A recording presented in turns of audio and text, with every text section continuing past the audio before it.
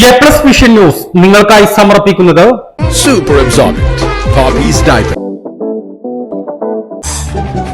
Sky Wave Water and Amusement Park, Kakkadampoyil, Valamthode, Malappuram. Shri Vivekananda പഠന കേന്ദ്രം, Palemad, Edakkara.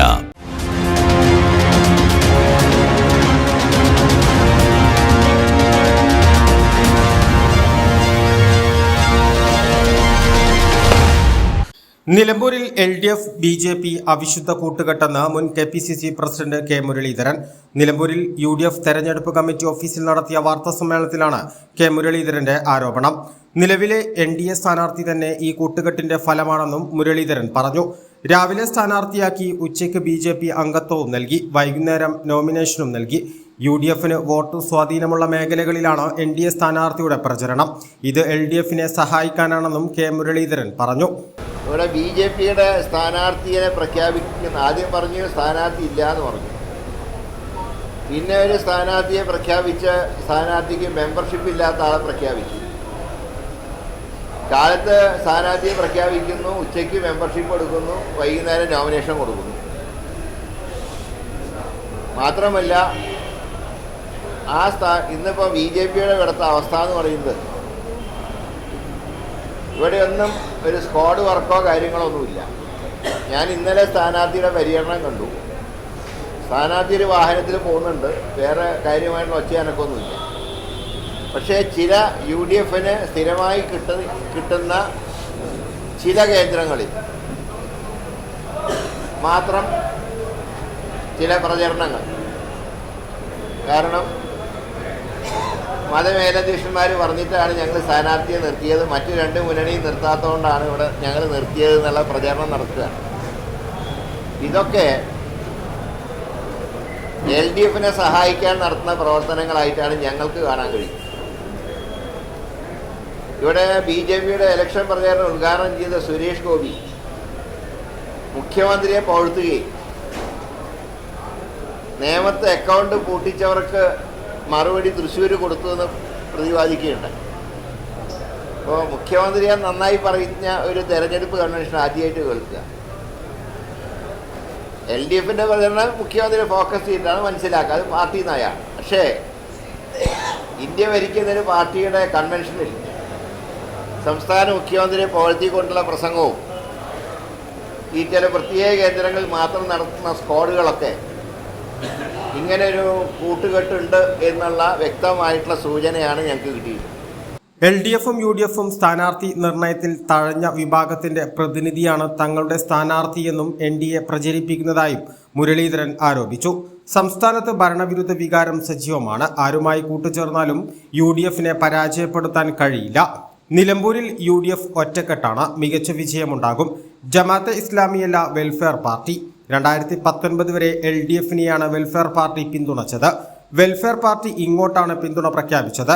Welfare പാർട്ടിയുടെ പിന്തുണ മൂലം പരമ്പരാഗതമായി ലഭിച്ചുകൊണ്ടിരിക്കുന്ന വോട്ടിൽ വിള്ളലുണ്ടാവില്ലെന്നും കെ മുരളീധരൻ പറഞ്ഞു. ജമാഅത്തെ ഇസ്ലാമി മുമ്പ് ഇടപെട്ടിരുന്നു. മുമ്പ് 1987 തെരഞ്ഞെടുപ്പ് മുതൽക്കാണ് അവർ വോട്ടിംഗ് രംഗത്ത് വരുന്നത്. അന്ന് മൂല്യം നോക്കി സ്ഥാനാർത്ഥികൾക്ക് വോട്ട് പറഞ്ഞു. എനിക്കറിയാം, കോഴിക്കോടൊക്കെ അവർ അന്ന് വീരേന്ദ്രകുമാറിനെ പരസ്യമായിട്ട് പത്രത്തിൽ പേര് പ്രസിദ്ധീകരിച്ചിട്ടാണ് വോട്ട് ചോദിച്ചത്. 96 അവർ വ്യക്തമായ ഇടതുപക്ഷത്തിൻ്റെ പാർട്ടിക്ക് പോയി. അതിൻ്റെ കാരണം ബാബറി മസ്ജിദിൻ്റെ തകർച്ചയെ തുടർന്ന് കോൺഗ്രസ് ഗവൺമെൻറ് RSSനെയും ജമാഅത്തെ ഇസ്ലാമിയെയും നിരോധിച്ചപ്പോൾ ആ പേരിൽ 96 മുതൽ 2016 വരെ നടന്ന എല്ലാ തെരഞ്ഞെടുപ്പുകളും അവർ UDFൻ്റെ കൂടെ LDFൻ്റെ കൂടെ വന്നു. 2010 വെൽഫെയർ പാർട്ടി രൂപീകരിച്ചത്. അപ്പോഴും ബന്ധം തുടർന്നു LDFുമായിട്ട്.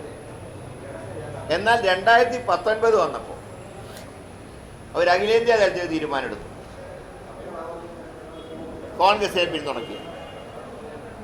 അതിൻ്റെ ഭാഗമായി കേരളത്തിൽ UDFനെ പിന്തുണച്ചു. 2019 പിന്തുണച്ചു, 2024 പിന്തുണച്ചു. അസംബ്ലിയിലൊക്കെ ഒരു ചില സ്ഥലത്തൊക്കെ മത്സരിച്ചിരുന്നു. അല്ലാതെ 2019 വരെ ഞങ്ങളെ സഹായിച്ചിട്ടില്ല. 2019 ആദ്യമായിട്ട് കോൺഗ്രസിനും UDF അനുകൂലമായിട്ടുള്ള സ്റ്റാൻഡ് എടുത്തത്. ഒരുപക്ഷെ അതിൻ്റെ ഭാഗമായിട്ടായിരിക്കാം ഇവിടെ UDF പിന്തുണ പ്രഖ്യാപിച്ചത്. അതിന് ആ രീതിയിൽ കണ്ടാൽ മതി. പക്ഷേ ഏറ്റവും രസകരമായത് 2019 പിന്തുണ പ്രഖ്യാപിച്ചപ്പോൾ ഒന്നും ബഹളം ഉണ്ടാക്കാത്തവർ ഇപ്പം എന്താ എന്തോ ഒരു ഭൂകമ്പം നടന്ന പോലെ ഒരു സ്റ്റേറ്റ്മെൻറ്റ് കത്തുന്നു. എന്ത് കത്തുന്നു? പിന്തുണ വിവാദം കത്തുന്നു. അങ്ങനെ കത്തേണ്ട ഒരു തീ ഉണ്ടായിട്ടില്ല അവിടെ. ഇതൊക്കെ ഷൂ പോലെ പോകുന്നതാണ്.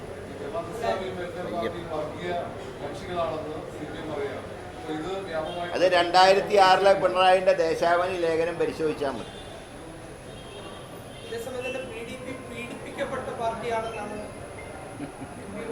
അല്ല, അന്ന് ശ്രീ മദനി നടത്തിയ പ്രഭാഷണങ്ങളൊക്കെ എല്ലാവർക്കും ഓർമ്മയുണ്ട്. പക്ഷെ എങ്കിലും അദ്ദേഹത്തിന് അകാരണമായി പീഡിപ്പിച്ചപ്പോൾ UDF ഉൾപ്പെടെ നിയമസഭയിൽ ഐകകണ്ഠ്യേന പ്രമേയം പാസ്സാക്കാൻ ഞങ്ങൾ കൂട്ടുന്നുണ്ട്.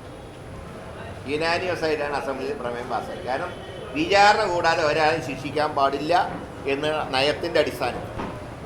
ഈ കാണുന്ന നിലമ്പൂർ ടൗണിന്റെ ഉള്ളിലുള്ള ഹലാക്കിന്റെ ബിൽഡിംഗ് നിങ്ങൾക്ക് ഫ്രീ ആയിട്ട് എന്തു ചെയ്യാൻ വേണ്ടി തരാൻ പോവാണ്. നിലമ്പൂർ ടൗണിലുള്ള ഡോക്ടേഴ്സ് ക്യാൻ സെന്ററിന്റെ തൊട്ടടുത്തും നിലമ്പൂർ കോവിലകം കവാടത്തിന്റെ തൊട്ടടുത്തുമാണ് ഈ ബിൽഡിംഗ്. കാണുന്ന മൊത്തം ബിൽഡിംഗ് ആർക്ക് വേണമെങ്കിലും വാടകയ്ക്ക് എടുക്കാം. വിദ്യാഭ്യാസ സ്ഥാപനങ്ങൾ, ക്ലിനിക്കുകൾ, IT കമ്പനികൾ, കലാ അക്കാദമികൾ, ഓഫീസുകൾക്കൊക്കെ അനുയോജ്യമായ ഒരു ബിൽഡിംഗ് ആണിത്. ഈ 3 നില ബിൽഡിംഗിൽ നല്ല വെള്ളം കിട്ടുന്ന വലിയൊരു കിണറും, flooring, painting, plumbing, electrical work, ACP work കൂടാതെ 2 നിലകളിലായി 2 വാഷ്റൂം ഇവര് സെറ്റ് ചെയ്തിട്ടുണ്ട്. അതിന്റെ ഒപ്പം നല്ല വിശാലമായ പാർക്കിംഗും. ഈ ബിൽഡിംഗ് മുഴുവനായിട്ട് റെന്റ് ചെയ്യുന്നവർക്ക് ബിസിനസ് റണ്ണിങ്ങിനായാണ് 2 മാസം ഫ്രീ ആയിട്ട് കൊടുക്കുന്നത്. ആവശ്യമുള്ളവർക്ക് അയച്ചു കൊടുത്തോളൂ. ഇതിന്റെ ആവശ്യത്തിന് ഇതിൽ കൊടുത്തിരിക്കുന്ന നമ്പറിൽ ബന്ധപ്പെടാൻ, കിട്ടിയില്ലെങ്കിൽ വാട്സാപ്പിലും ബന്ധപ്പെടാം.